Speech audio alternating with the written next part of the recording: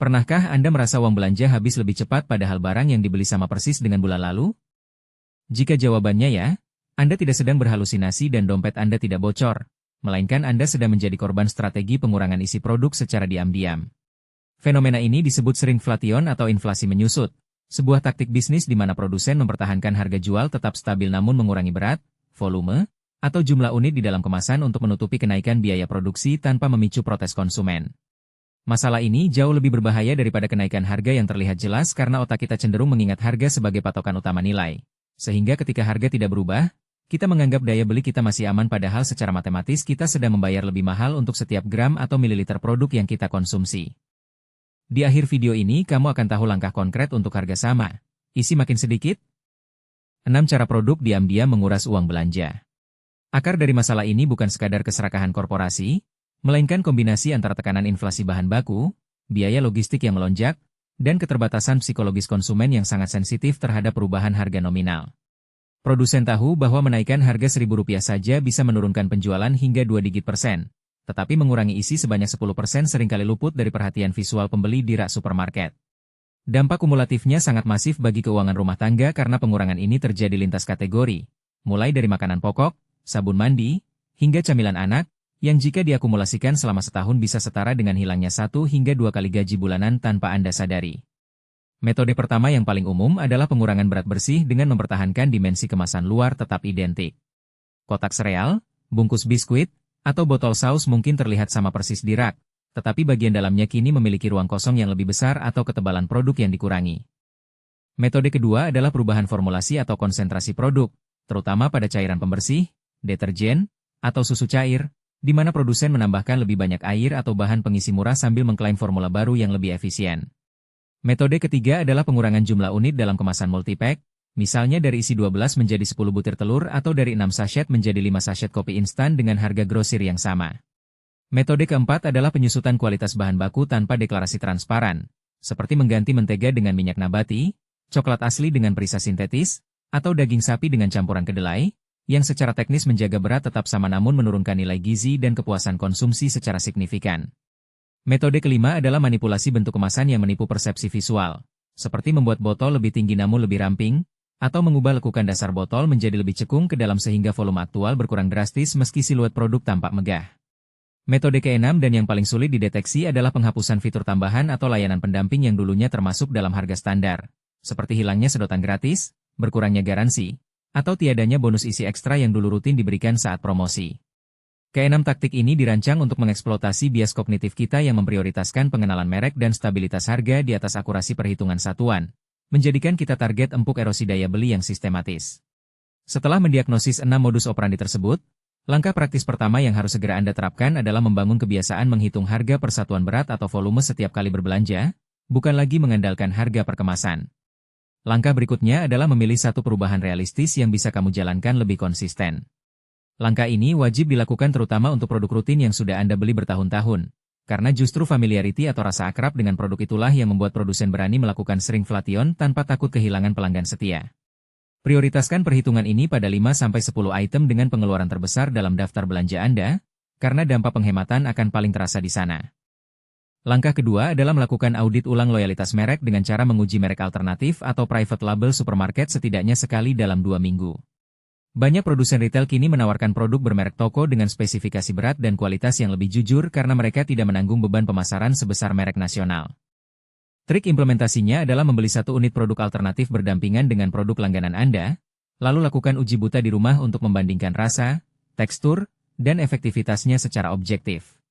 Jika produk alternatif terbukti setara atau bahkan lebih baik dengan harga satuan yang lebih murah, segera alihkan alokasi anggaran Anda. Namun jika kualitasnya memang turun drastis, setidaknya Anda telah mendapatkan konfirmasi bahwa premium price yang Anda bayar saat ini masih masuk akal, sehingga keputusan bertahan bukan didasarkan pada asumsi melainkan data empiris. Langkah ketiga adalah menyesuaikan frekuensi dan pola pembelian berdasarkan siklus promo dan ketersediaan kemasan ekonomis yang belum terkena shrinkflation. Perhatikan bahwa produsen seringkali merilis kemasan baru dengan ukuran yang lebih kecil sebagai respons terhadap keluhan konsumen, sementara kemasan lama berukuran besar masih tersisa di gudang distributor atau toko tradisional. Triknya adalah memantau kanal penjualan offline dan online secara berkala untuk menemukan stok lama atau varian bulk yang rasio harganya masih menguntungkan. Selain itu, Pertimbangkan untuk beralih ke produk curah atau refill station untuk kategori seperti sabun, sampo, dan bumbu dapur. Karena model bisnis ini menghilangkan biaya kemasan sekunder yang seringkali menjadi alasan pembenaran pengurangan isi. Langkah ini memerlukan investasi waktu awal untuk riset lokasi dan penyesuaian rutinitas, tetapi penghematan jangka panjangnya bisa mencapai 30 hingga 40% dibanding membeli kemasan retail konvensional. Langkah keempat adalah memanfaatkan teknologi dan komunitas konsumen sebagai sistem peringatan dini. Bergabunglah dengan grup diskusi daring atau ikuti akun media sosial yang secara khusus memantau perubahan harga dan ukuran produk di pasar Indonesia. Informasi kolektif dari ribuan konsumen lain berfungsi sebagai radar yang jauh lebih cepat daripada kemampuan observasi individu. Ketika ada laporan bahwa merek tertentu baru saja mengurangi isi, Anda bisa langsung bereaksi sebelum menghabiskan anggaran untuk produk yang nilainya sudah terdegradasi. Langkah ini juga mencakup pemanfaatan aplikasi katalog digital supermarket yang memungkinkan Anda membandingkan spesifikasi produk dari rumah sebelum berangkat belanja, sehingga keputusan pembelian dibuat berdasarkan data terkini, bukan ingatan usang yang sudah tidak relevan. Langkah kelima dan terpenting adalah menetapkan ambang batas toleransi nilai yang jelas untuk setiap kategori pengeluaran. Tentukan berapa harga maksimal per gram protein, per mililiter deterjen, atau per lembar tisu yang bersedia Anda bayar berdasarkan kondisi finansial saat ini. Jika sebuah produk melampaui ambang batas tersebut akibat shrinkflation, perlakukan itu sebagai sinyal merah untuk berhenti membeli tanpa rasa bersalah atau nostalgia. Kalau pola ini mulai terlihat, kamu bisa memperbaikinya dari bagian yang paling dekat dengan hidupmu. Evaluasi keberhasilan strategi ini harus diukur secara kuantitatif setiap akhir bulan dengan membandingkan total pengeluaran kategori bersangkutan dengan bulan sebelumnya, disesuaikan dengan tingkat konsumsi aktual. Jika pengeluaran turun atau stabil sementara volume konsumsi tetap sama, maka strategi Anda berhasil. Sebaliknya, jika pengeluaran naik meski Anda merasa sudah berhati-hati, berarti ada kebocoran yang belum terdeteksi dan perlu audit ulang yang lebih mendalam. Risiko terbesar dalam menerapkan strategi anti-shrinkflation adalah terjebak dalam obsesi penghematan yang mengorbankan kesehatan, keamanan, atau kesejahteraan mental.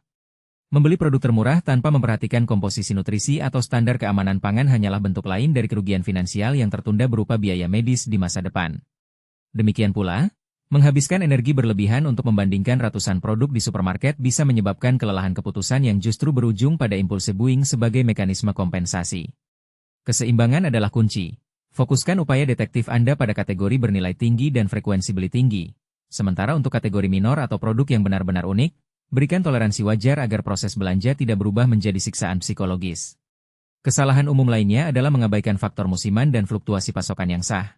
Tidak semua penurunan berat atau kenaikan harga adalah shrinkflation jahat, kadang itu adalah respons wajar terhadap kelangkaan bahan baku alamiah. Kemampuan membedakan antara manipulasi korporat dan dinamika pasar yang legit akan menentukan apakah strategi Anda berkelanjutan atau justru paranoid. Pada akhirnya, melawan shrinkflation bukan sekadar tentang menyelamatkan beberapa ribu rupiah per transaksi, melainkan tentang merebut kembali kendali atas narasi konsumsi Anda sendiri. Di era di mana segala sesuatu dirancang untuk memanipulasi persepsi nilai, kemampuan membaca label secara kritis, menghitung satuan secara mandiri, dan berani meninggalkan merek yang tidak lagi menghormati intelijensia finansial Anda adalah bentuk literasi ekonomi yang esensial. Refleksi terakhir untuk Anda. Kapan terakhir kali Anda benar-benar memeriksa apa yang Anda beli, bukan hanya berapa yang Anda bayar? Sekarang lihat pola ini dari kebiasaan harian yang paling mudah kamu cek sendiri. Bandingkan dengan ingatan Anda atau catatan lama jika ada. Bagikan temuan Anda di kolom komentar. Sebutkan merek dan produk apa yang menurut Anda paling agresif melakukan shrinkflation belakangan ini, karena pengalaman Anda bisa menjadi peringatan berharga bagi ribuan penonton lain yang mungkin sedang tertipu oleh kemasan familiar yang sama. Mari jadikan ruang komentar ini sebagai basis data kolektif untuk saling melindungi daya beli kita dari erosi yang tak kasat mata. Intinya, jalankan langkah kecil ini secara konsisten supaya hasilnya benar-benar terasa dan perubahanmu tidak berhenti di tengah jalan. Kalau video ini ngebantu, subscribe sekarang, tekan like, tulis pendapatmu di kolom komentar, dan share ke temanmu biar makin banyak yang terbantu.